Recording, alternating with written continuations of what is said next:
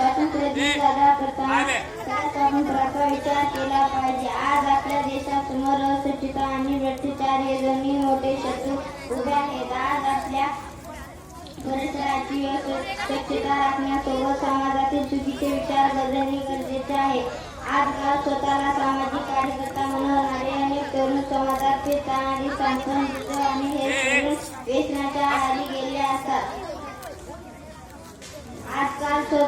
आजकाल आपल्या घरात वृद्ध आई वडिलांचे आयुष्यात करतात, त्यांच्याशी उद्धटपणे बोलतात. जो तरुण आपल्या जन्मदाता आई वडिलांचा आदर करत नाही तो काय देशाची काय सेवा करणार.